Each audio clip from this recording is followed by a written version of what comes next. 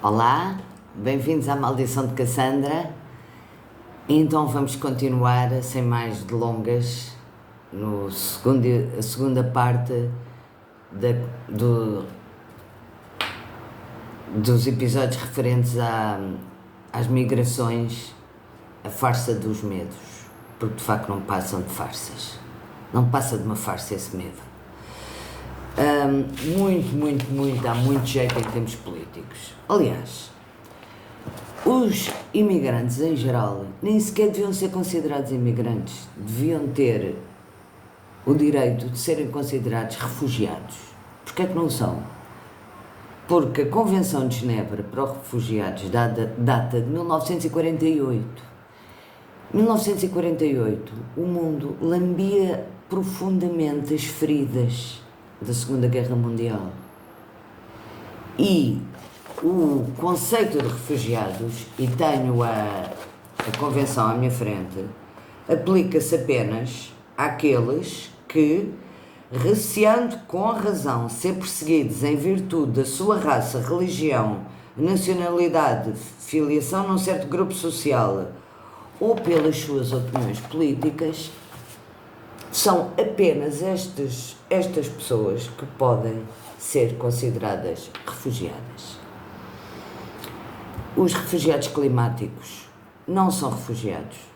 As pessoas que fogem à fome, fogem às inundações, os homossexuais que fogem a torturas e a morte, como existe no Irão e na Nigéria, por exemplo, todos eles não são, à luz das convenções internacionais, considerados refugiados. E também é preciso ver que um refugiado, uma vez concedido esse estatuto e reconhecido o estatuto, não pode ser devolvido à procedência, o tal non-refoulement que se fala na Convenção de Genebra.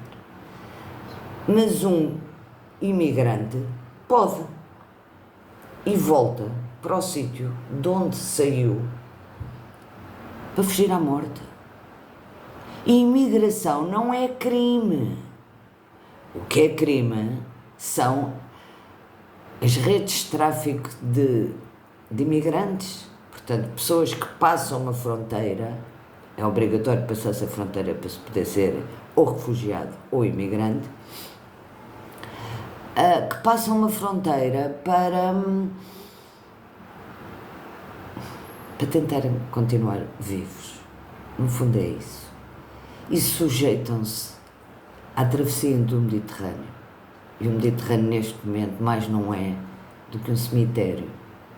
E aqueles barcos, os maiores, que estornam e que naufragam e depois descobre que na parte mais baixa dos barcos estavam os dispensáveis, as mulheres e as crianças. E eu não imagino, nunca são sobreviventes, eu não imagino o que seja para aquelas mulheres com uma criança ao colo, verem a água avançar, numa tentativa vã de salvarem nem que seja os filhos. Não custa, é tão fácil a gente pôr-se na situação dos outros. Mas contra esses, ergue-se a farsa dos medos. E mesmo quando são refugiados, quando fogem a uma guerra, quando fogem a uma situação política, há diferenças consoante a sua origem. Quando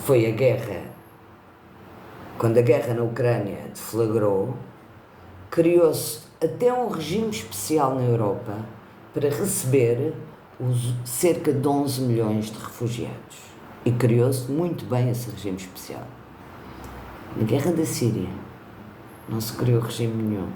Uns morreram junto aos arames farpados da Hungria. Outros morreram de fome, de febres, de infecções. Na Itália, na Grécia, a Turquia é paga para suster, paga e bem paga, para suster os fluxos migratórios de quem foge à guerra. Qual é a diferença entre uma guerra na Síria e uma guerra na Ucrânia? É a cor da pele de quem foge, não é mais nenhum. E aí já se pode brandir o medo, porque esses não são refugiados, são imigrantes que fogem a uma guerra. que é longe, que não conta. Sabem qual é que era o número máximo de refugiados barra imigrantes, conforme se aplique a Convenção de Genebra ou não? Da Síria, não chegava a 2 milhões. Vêm dizer que o resto do mundo não podia absorver 2 milhões de pessoas. A Europa absorveu 11 milhões de ucranianos e não foi por isso que ninguém ficou desempregado ou que se passou fome.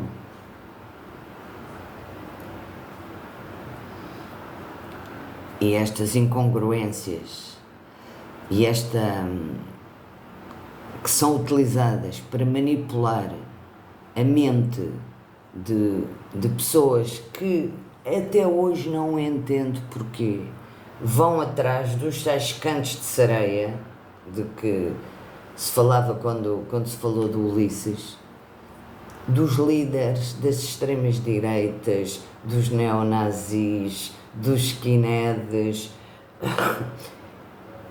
do Donald Trump, que brandem a bandeira do medo, a farsa do medo, para criar ódio contra quem nada tem e que a única coisa que faz é fugir de uma morte certa para arriscar uma morte incerta, ou no Mediterrâneo, ou através do deserto, num mundo profundamente cheio de muros e de minas. Há um livro do Tim Marshall que se chama precisamente A Era dos Muros, que eu aconselho vivamente que toda a gente leia. Vivemos uma época de medo, de minas, de muros. Para quê? O Maluf, que eu passo a vida a citar, tem um livro emblemático que eu já falei várias vezes, chamado Identidades Assassinas. E em relação a esses árabes e muçulmanos, essas pessoas contra as quais é feita uma guerra imunda, indecente e desajustada e que não faz sentido nenhum. Ele tem uns 3 parágrafos que eu acho que são lapidares e que eu quero absolutamente partilhar neste episódio. Diz Maluf, relativamente aos árabes: quando falam com um ocidental, é sempre na língua do outro, quase nunca na sua. No sul e leste do Mediterrâneo há milhões de pessoas capazes de falar inglês, francês, espanhol e italiano. Em contrapartida, quantos ingleses, franceses, espanhóis e italianos consideram útil estudar árabe ou turco? Sim, a cada passo da nossa vida encontramos decepção, desilusão, humilhação. Como não ter uma personalidade magoada? Como não sentir a identidade ameaçada? Como não ter a sensação de se viver num mundo que pertence aos outros, que obedece a regras impostas pelos outros, num mundo onde se é como que órfão, estranho, intruso ou pária? Como evitar que alguns tenham a impressão de ter perdido tudo, de não ter mais nada a perder e venham a desejar, à maneira de Sansão, que o edifício desabe, Senhor, sobre eles e sobre os nossos inimigos? Não sei se muitos daqueles que adotam posições extremistas conscientemente fazem este raciocínio. Eles não precisam disso, na verdade. A dor não precisa de ser descrita para ser sentida.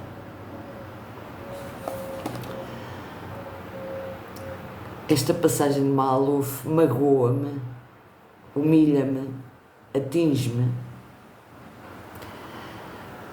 porque eu não me é difícil imaginar o desespero de quem sente isto. Fica esta reflexão, eu emociono-me sempre imenso quando leio isto. Dói-me, é uma facada.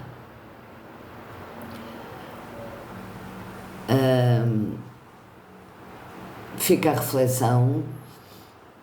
Estes episódios não são longos, mas todas estas pistas e todos estes temas de que eu falo já foram por mim refletidos longamente, muitas horas, muitas pesquisas, e se puderem contribuir para as vossas próprias pesquisas, o objetivo deste canal estará cumprido. Mais uma vez, muito obrigada pelas visualizações, pelos likes, pelas partilhas.